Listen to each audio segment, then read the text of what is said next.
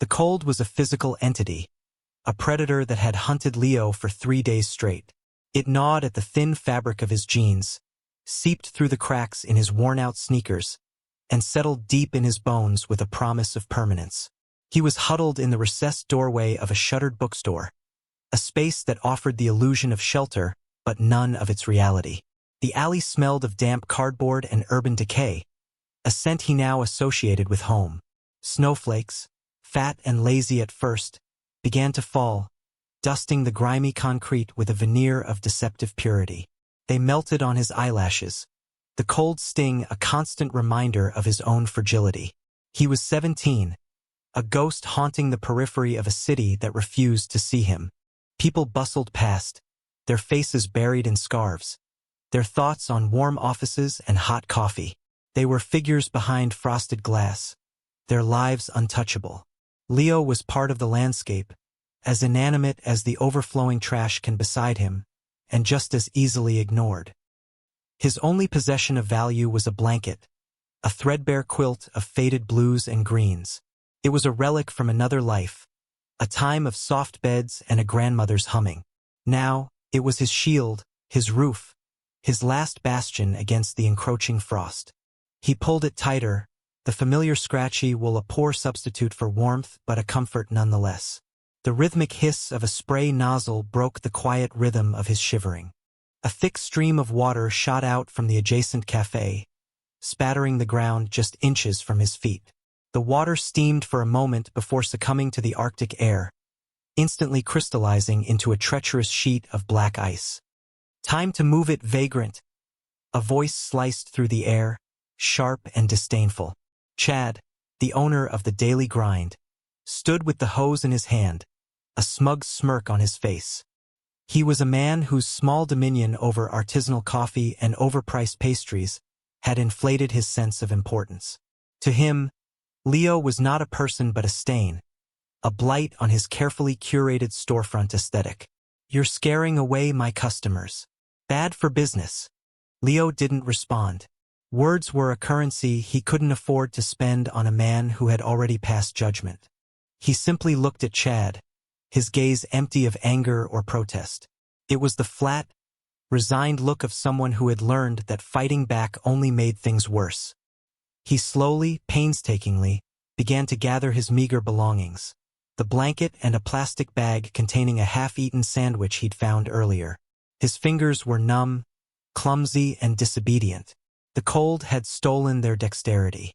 He tried to stand, but his legs, stiff and frozen, betrayed him.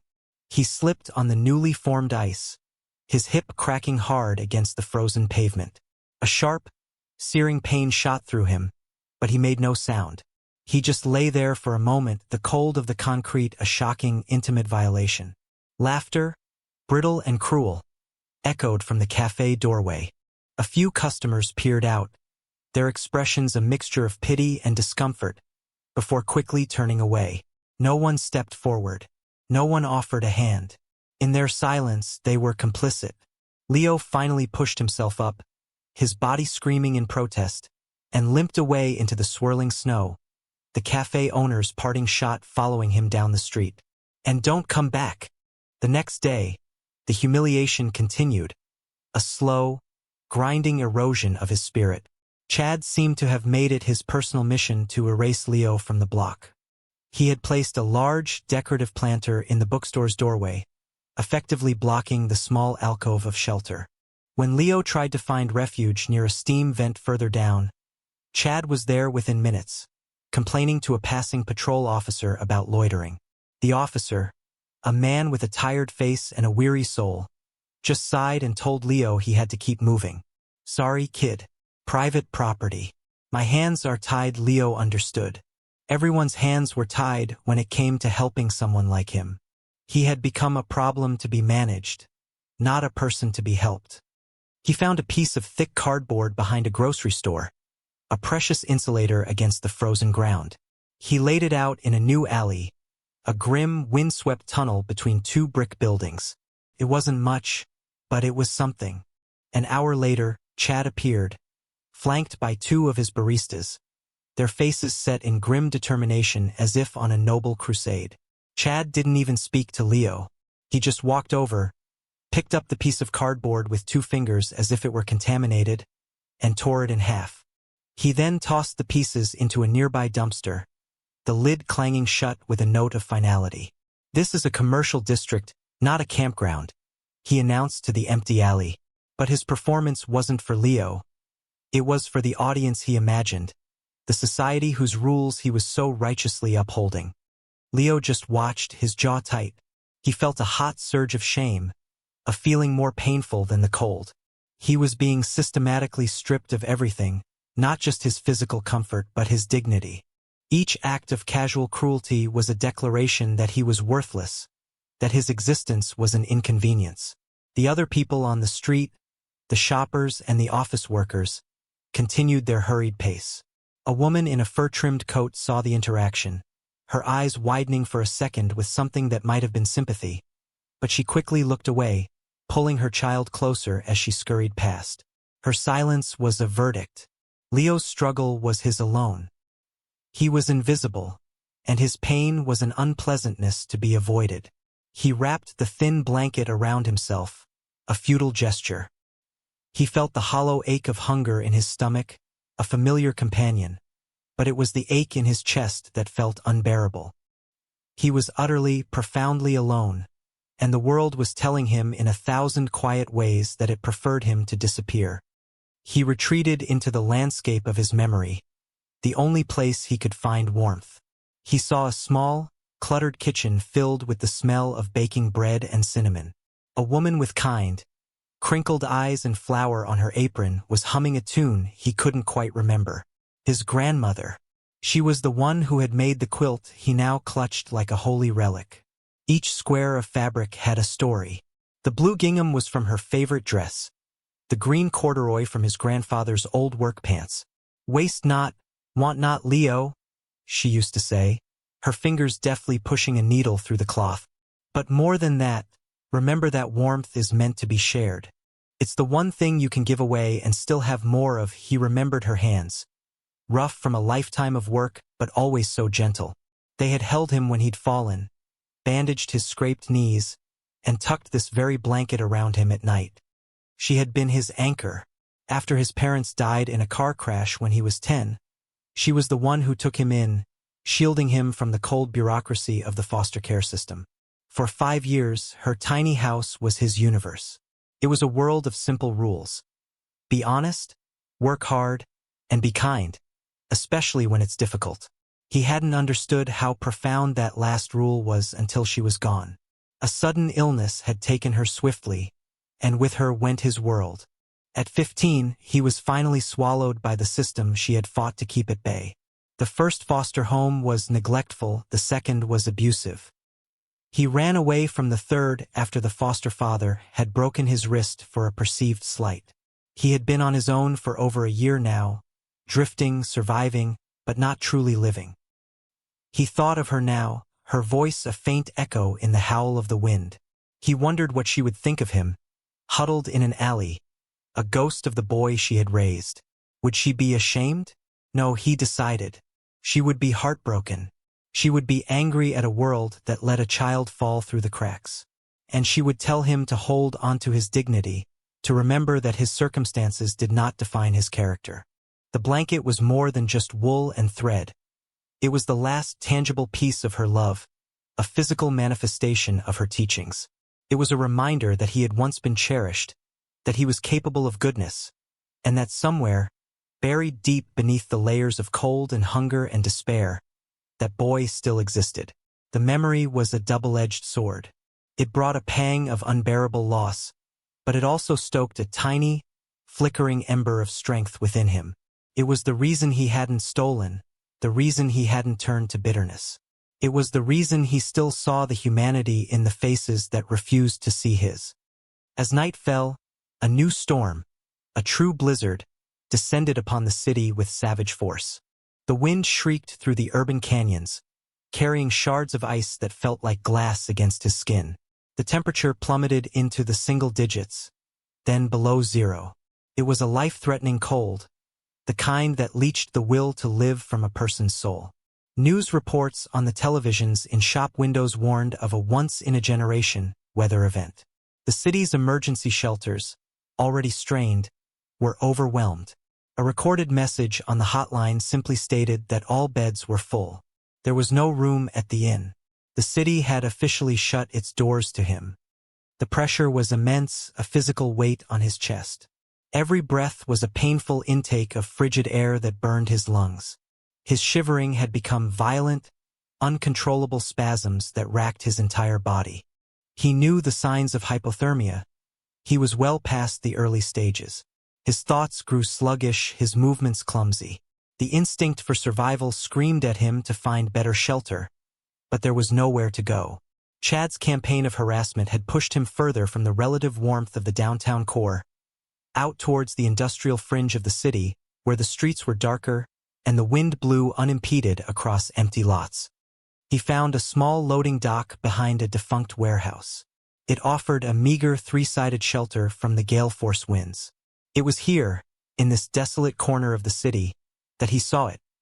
A motorcycle, a big Harley-Davidson, parked under the weak glow of a flickering security light. A huge figure was slumped over it, a dark silhouette against the swirling snow.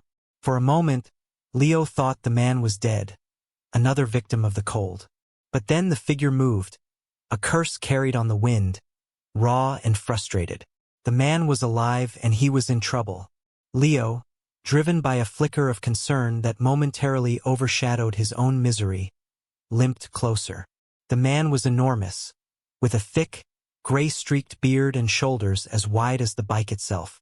He wore a leather vest, emblazoned with the notorious Death's Head patch of the Hells Angels. Even in his distressed state, he radiated an aura of raw power and danger. But the cold was an indiscriminate enemy.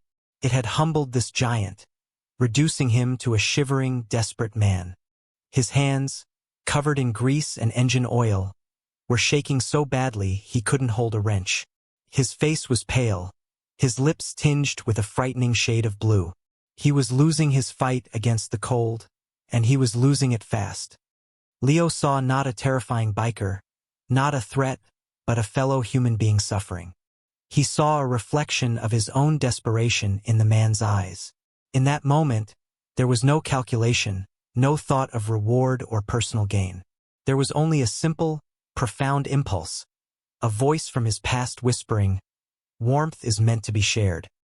He approached the man slowly, not wanting to startle him. The biker looked up, his eyes narrowed with suspicion, a low growl rumbling in his chest. Leo stopped a few feet away, holding up his empty hands. He didn't speak. He simply unwrapped the faded quilt from his own shoulders. The wind immediately attacked his exposed body, a brutal, shocking assault. He ignored it. He stepped forward and, with a steady hand, draped the blanket over the biker's massive, trembling shoulders. He then fumbled in his plastic bag and pulled out a cracked plastic water bottle containing the last of his water, which was now lukewarm from the faint heat of his body. He held it out. The biker stared at him, his expression shifting from suspicion to utter disbelief. His eyes darted from Leo's thin, shivering frame to the precious blanket now warming his own back. He saw the chapped lips, the hollow cheeks, the exhaustion etched into the boy's young face. This kid, who had absolutely nothing, was giving him everything. "What are you doing?" The biker's voice was a gravelly rasp. He tried to shrug the blanket off. "No, you keep it. You need it more than I do." Leo simply shook his head and gently pushed the blanket back into place. "You're colder," he said, his own voice hoarse from disuse. He pressed the water bottle into the man's stiff, uncooperative fingers. The act was so pure, so devoid of agenda, that it shattered the biker's hardened exterior. He saw the profound, uncalculated decency in Leo's eyes and was rendered speechless. It was a gesture of humanity so raw and unexpected it felt like a physical blow. He stopped shivering long enough to take a sip of the water, the tepid liquid a small miracle in his frozen throat. The meager warmth from the blanket began to seep into his core, a tiny beachhead against the advancing cold. The biker, whose name was Grizz, was a man who lived by a strict, unspoken code. In his world, respect was earned, loyalty was absolute, and weakness was a liability. He had seen the worst of humanity, the greed, the betrayal, the casual cruelty. He had built walls around himself, thick and impenetrable, trusting only the men who wore the same patch as him. But this boy, this ghost of a kid, had breached those walls with a single selfless act. He looked at Leo, truly looked at him, and saw not a vagrant or a nuisance, but a quiet, staggering strength. The kind of strength that didn't roar, but endured. The kind of honor that didn't need an audience. Under the blanket's shelter, Grizz's fingers slowly regained some feeling. He was able to grip the wrench, to tighten the loose battery cable that had stranded him. The engine coughed once, twice, then roared to life, a thunderous, life-affirming sound in the dead of the night. The heat from the engine block was a blessing. Grizz didn't move immediately. He sat there, letting the warmth and the vibration wash over him, his mind reeling. He turned to the boy who was now huddled against the warehouse wall, trying to disappear again, his sacrifice made. Grizz slid off the bike. He was intimidating up close, a mountain of leather and muscle. He walked over to Leo and tried to hand the blanket back. "Here, kid. I'm good now." Leo shook his head again. "You keep it. It'll be a cold ride." Grizz paused, studying the boy's face. "What's your name?" "Leo," he whispered. "Leo," Grizz repeated, the name tasting strange in his mouth. He felt a debt had been incurred, a heavy one that couldn't be repaid with a few dollars. His code demanded a response. He reached into his own pocket, but Leo flinched, shaking his head, anticipating a handout and wanting no part of it. He hadn't done it for money. Grizz understood. He put his wallet away. "All right, Leo," he said, his voice low and serious. "You did something for me, something real. My brothers and I, we don't forget things like that. You stay put. I'll be back." He climbed back on his Harley, the engine's roar filling the alley. Before he pulled away, he looked back one last time at the skinny, freezing boy who had shown him a kindness he hadn't seen in years. Then he was gone, a fading taillight swallowed by the swirling snow. Leo was left alone, colder than ever before. The promise of the biker's return a faint, unbelievable echo against the overwhelming reality of the storm. He didn't believe he would ever see the man again. The next morning, the storm had broken, leaving behind a world encased in ice and blanketed in a pristine, cruel beauty. The sun was bright, its light reflecting off the snow with a blinding glare that offered no warmth. Leo had survived the night, but just barely. He had found his way back to his former spot, drawn by a grim, inexplicable homing instinct. He was weak, disoriented, and the pain in his hip from his fall had sharpened to a constant, throbbing ache. He was slumped against the bookstore wall when Chad emerged from the cafe, his face a mask of theatrical disgust. "You again?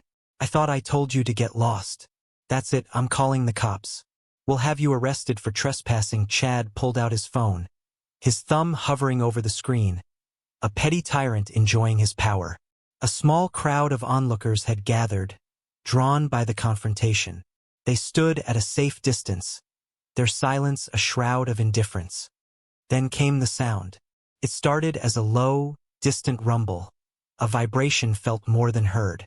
It grew steadily, a deep-throated growl that seemed to come from the very bones of the earth. Heads turned. The ground began to tremble. The windows of the daily grind rattled in their frames. One motorcycle, a chrome and black behemoth, turned the corner. It was followed by another, and then 10, then 50. They kept coming, an endless river of steel and leather, their engines roaring in a deafening, unified chorus. They were a legion, an occupying army. Hell's Angels. They flooded the street, their sheer numbers blocking traffic, bringing the entire block to a standstill. They moved with a disciplined, intimidating grace, parking their bikes in perfect, staggered formation. The air grew thick with the smell of exhaust and the palpable threat of violence. The onlookers were frozen, their faces a mixture of terror and awe. Chad's hand, holding his phone, dropped to his side, his face drained of all color. He looked like a man who had just seen a tidal wave cresting over his sandcastle. The bikers, nearly 400 of them, formed a silent, menacing wall, their collective gaze fixed on the alley. They had come for him. At the head of the pack, Grizz swung his leg over his bike and dismounted. He moved with a slow, deliberate purpose that commanded absolute attention. He ignored the terrified crowd. He ignored the pale, trembling cafe owner. His eyes were fixed on the small, huddled figure against the wall. He walked towards Leo, his heavy boots crunching on the salted pavement. Leo, bewildered and frightened by the overwhelming spectacle, tried to make himself smaller, convinced he was the cause of some terrible trouble. Grizz stopped in front of him, his shadow falling over the boy. For a long moment he said nothing. He simply looked down at Leo, his expression unreadable. Then he turned and faced the silent, watching street. His voice, when he spoke, was a force of nature, a booming baritone that needed no amplification. It rolled over the crowd, each word landing with the weight of a hammer blow. "Last night," he began, his voice cutting through the stunned silence. "I was stranded out by the old warehouses. My bike died. The storm, it almost took me. I was freezing to death. Couldn't feel my hands. Couldn't think straight.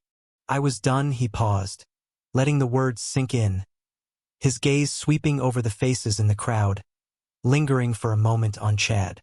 People drove by. Nobody stopped. Nobody saw me. I was just another piece of trash on the side of the road. He then pointed a thick, gloved finger at Leo, who flinched at the attention. "Then this kid, this boy here, he walks up to me. He's got nothing. He's got a t-shirt in the middle of a blizzard and a blanket so thin you can see through it. He's colder than I am. He's starving. And what does he do?" Grizz's voice cracked with an emotion that sounded like raw, incredulous anger, but it was aimed at the world, not at the boy. "He takes his only blanket, his last defense against this goddamn cold, and he puts it on my shoulders. He gives me the last of his water. He asks for nothing. He wants nothing. He just saw another man in trouble, and he helped." The story hung in the frigid air, stark and undeniable. The crowd was captivated, their earlier indifference replaced by a dawning sense of shame. They were hearing a testament, a sermon delivered from a pulpit of chrome and leather. "We," Grizz said, gesturing to the silent army behind him, "have a code. We value respect. We value loyalty. We value honor. But we don't just talk about it. We live it. This kid," his voice softened, but lost none of its power, "who this world threw away, who you people walk past every single day without a second thought. He showed me what real honor looks like. He has more of it in his little finger than any of you." The truth of his words was a quiet indictment of everyone present, a mirror held up to their own inaction. They saw their own reflections and did not like what they saw. The bikers began to move, not with violence, but with a quiet, overwhelming purpose. One of them, a man with a long, braided beard, approached Leo and handed him a steaming cup of coffee and a thick breakfast burrito wrapped in foil. The warmth of the cup was a shock to Leo's frozen hands. The smell of the food was dizzying. Another biker gently draped a heavy, military-grade wool blanket over his shoulders. It was thick and warm and smelled of newness. Then Grizz did something that made the entire brotherhood fall silent. He unzipped his own leather vest, the one with the club's sacred patches, and held it out. It wasn't the full member's cut, but a support vest, one that signified affiliation and, more importantly, protection. He knelt down in front of Leo, a gesture of profound deference that stunned the onlookers. "No one is ever going to treat you like garbage again, Leo," he said, his voice now a low, personal rumble. "You're under our protection now. You're one of us." He placed the heavy leather vest around Leo's small shoulders. It was far too big, but it felt like a suit of armor. It was a symbol, a declaration to the entire world. This boy was not alone anymore. The bikers then turned their collective attention to the daily grind. Chad stood frozen behind his counter, his face ashen. They didn't shout or threaten. Their method was far more chilling. In groups of 10, they began to file into his cafe. They filled every single seat, every available space. They were silent, their presence sucking all the air out of the room. One by one, each of the 400 men ordered a single, small glass of water. They sat there for over an hour, a silent, intimidating vigil, paralyzing his business. They paid for their water with exact change, leaving no tips. The message was clear and devastatingly effective. This is our street now, and you are no longer welcome here. Outside, another biker started a collection. He took off his helmet, placed it on the ground, and dropped a $100 bill inside. For the kid's new place, he announced. One by one, the other bikers came forward, filling the helmet with 20s, 50s, and 100s. Then something remarkable happened. A woman from the crowd, the same one who had hurried past him the day before, stepped forward hesitantly and dropped a $20 bill into the helmet. Then a man in a business suit followed, then a teenager. The community, shamed into action and inspired by the bikers' fierce loyalty, began to contribute. They were atoning for their silence. The helmet overflowed. It was more than just money. It was an apology. It was recognition. Hours later, the street was still lined with motorcycles, a silent, protective honor guard. Leo was no longer huddled in a doorway. He was standing tall for the first time in a long time. He was wearing the heavy leather vest over a new, warm jacket someone had bought for him. He had a room at a nearby motel, paid for the next 3 months. He had a belly full of warm food and a future that was no longer a terrifying, empty void. He wasn't a biker, not in the traditional sense, but he was one of them. He had earned their respect not with fists or bravado, but with a simple act of human kindness. He was family. Chad's cafe was empty, the owner staring out at the legion that had so thoroughly and quietly dismantled his authority. The onlookers were no longer just onlookers. They were witnesses to a transformation. They looked at Leo differently now, not with pity or disdain, but with a newfound, profound respect. As the sun began to set, casting long shadows down the street, Grizz walked over to Leo and placed a heavy hand on his shoulder. "You're safe now, kid," he said. Leo looked up at the giant of a man, and for the first time in over a year he smiled. A genuine, unburdened smile. The deep, rumbling thunder of 400 motorcycle engines starting in unison was no longer a threat. It was a promise. It was the sound of loyalty. It was the sound of a brotherhood that had risen to protect one of their own. It was the sound of a home he never knew he had, and it was the most beautiful sound in the world. The final image was not one of departure, but of belonging. A lone, resilient boy, no longer invisible, bathed in the twilight glow, surrounded by a roaring sea of guardians who had recognized his quiet dignity and answered with a storm of their own.